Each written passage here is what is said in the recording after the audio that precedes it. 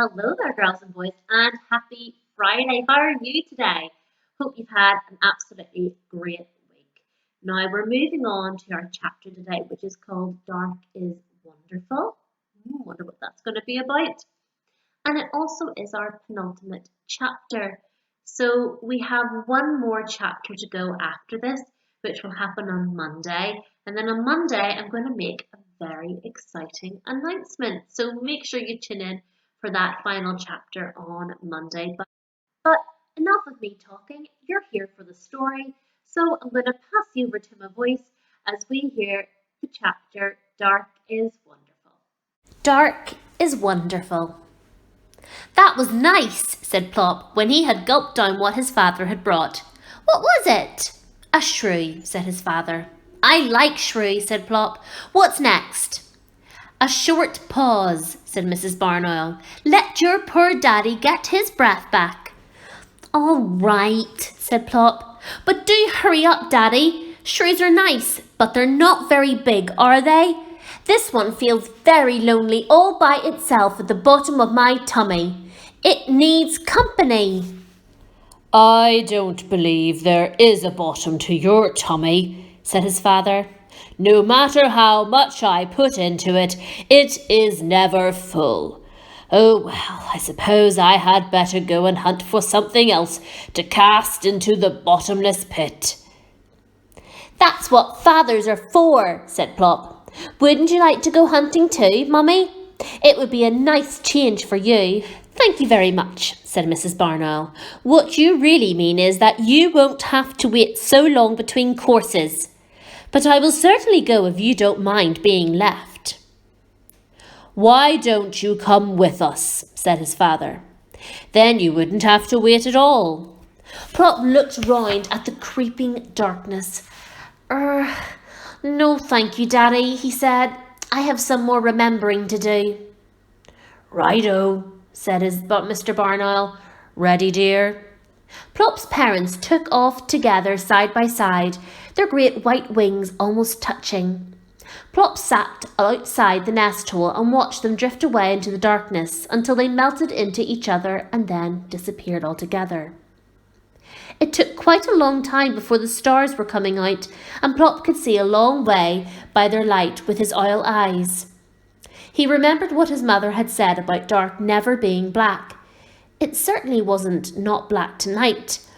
It was more like a misty grey, and the sky was pricked all over with tiny stars.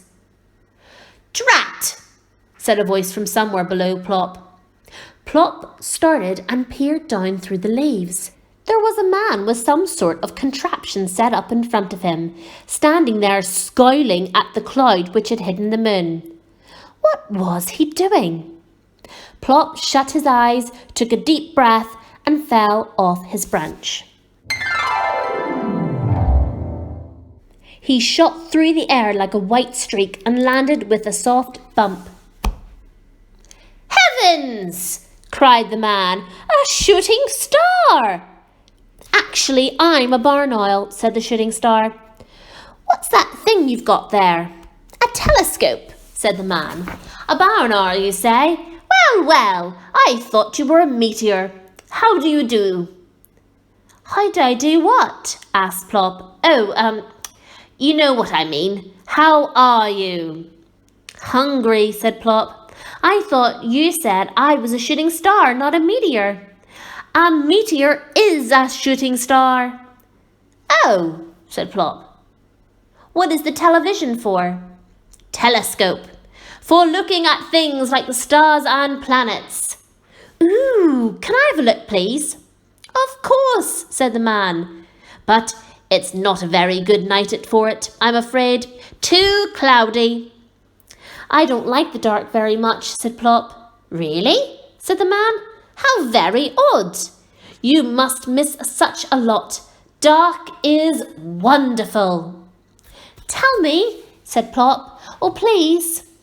I'll do better than that. I'll show you, the man said. Come and put your eye. No, this end. Plop had jumped up, scuttled along the telescope, and was now peering backwards between his feet into the wrong end. I can't see anything, he said. You surprise me, said the man. Try this end. Plop wobbled back along the telescope and the man supported him on his wrist so that his eye was level with the eyepiece. Now can you see anything? Oh yes, said Plop. It makes everything come nearer, doesn't it? I can see a bright, bright star. That must be very near. Yes, just 54 million miles away. That's all. Million, gasped Plop. Yes, that's Sirius, the dog star. You're quite right. It is one of the nearest. Obviously, millions and millions were nothing to a man with a telescope. Why is it called a dog star? Asked Plop. Because it belongs to Orion, the great hunter. Look, there he is. Can you see those 3 stars close together? Plop drew his head back from the telescope and blinked. Can I change eyes? He said. This one's getting very tired. Oh, yes, of course. Now, see if you can find the great hunter. He has 3 stars close together, did you say? Yes, that's his belt. And some fainter stars behind him. Yes, that's his sword. I've got him, shouted Plop. I've got Orion the Great Hunter. Oh, I never knew stars had names. Show me some more. Well, we'll see if we can find the pole star, shall we? Hang on, I have to swing the telescope round for that. Plop had a ride in the telescope, and then the man showed him how to find the plough and the 2 stars pointing straight up to the pole star. That's a bright one too, isn't it? Said Plop. Yes, there. Now you can find that. You need never get lost because that star is always directly over the North Pole. So you'll always find where North is. Is that important? Asked Plop. Oh, very important, said the man. Heavens, what was that? An eerie, long-drawn shriek had torn the peace of the night. Oh dear, I expect that's my daddy, said Plop. They looked up. A ghostly, whitish form circled above them. Yes, it is. Well, I'd better let him know I'm here. Eek! Oh, said the man, jumping. You should warn people when you're about to do that.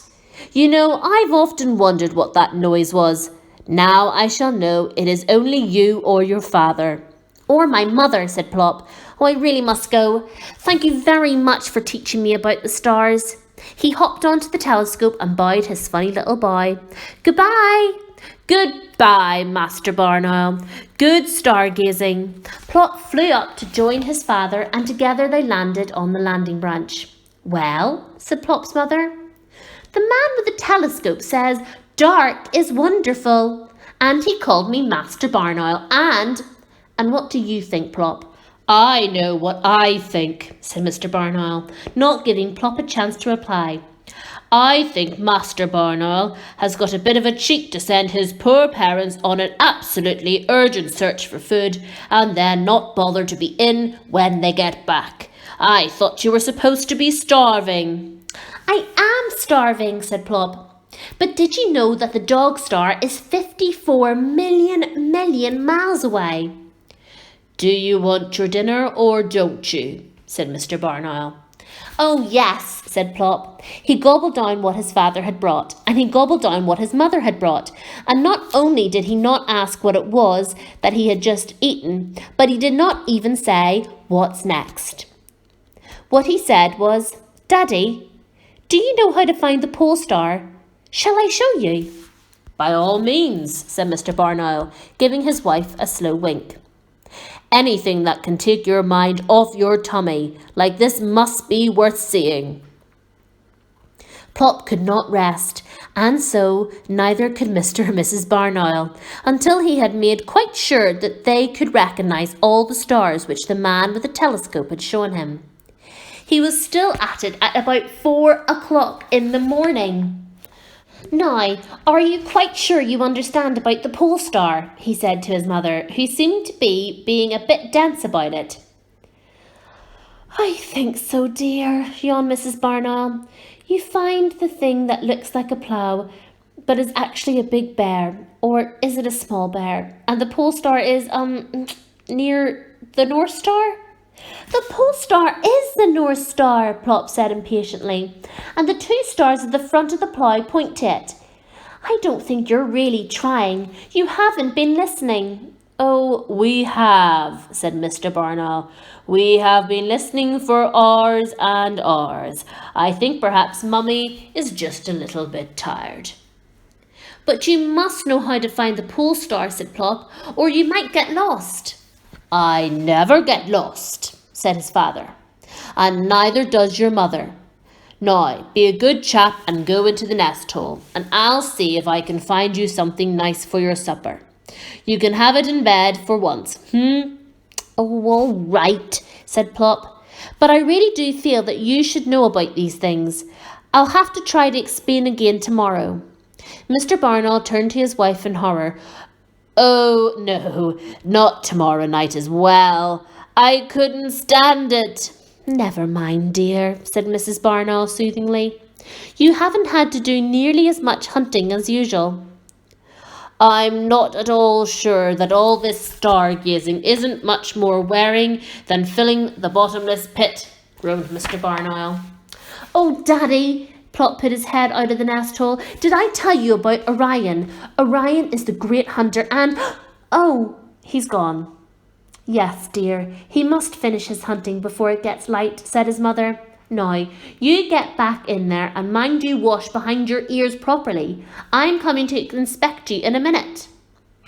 So, Plop had his supper in bed, and then, like a real night owl, he slept right through the daylight hours. So Plop has been learning all about the stars, and obviously about the pole star, which always points north. Now I wonder what other contraption, girls and boys, always points north. And I'm going to give you a hint. We did a science project about them during our topic of journeys before Christmas. So I'm going to leave it there, and you can tell me, or you can tell your mum and dad. Now let's have a little chat about the activity. So this first activity for dark is wonderful, is you've just got to choose the correct word, and it's remembering all the different fascinating facts that Plop learned from the astronomer. Like you've got to choose the right word. Number one is a meteor is a shooting moon, star or sun. And hopefully you're paying really close attention to what the astronomer was saying. And that's it. That's the only activity for this chapter, as the rest of the pages are for when we complete the book on Monday. So I'm going to ask you to just don't worry, chill out after you've done that page and relax until we listen to the final chapter, which is called Dark is Beautiful. I wonder who he's going to meet, and I wonder how is it going to end? How do you think this book will end? Will Plop finally not be afraid of the dark and be a proper night owl? We'll just have to wait and see. So before I go and I turn you over to the joke of the day, I want to do a special thanks to Zachary, who sent me very, very quickly, by the way. I mean, completely on fire, Zachary, you were. He sent me in a lovely Microsoft Word document. And it was a lovely fact file of different nocturnal animals, and I noticed a leopard there as well. Great choice, by the way. So well done, Zachary. Absolutely brilliant. I also want to thank Ellie. Ellie, I have to say a big, big sorry, because see, in your pack you had the most lovely letter tucked away in between two bits, and when I was having a proper poke through your file, it popped out. And inside that envelope was the most gorgeous rainbow. So Ellie, I'm just letting you know that I put it up in my window, and your rainbow is now being displayed in my new house. So thank you so much, Ellie, for that. And now it definitely is over to the joke of the day. See you Monday, girls and boys.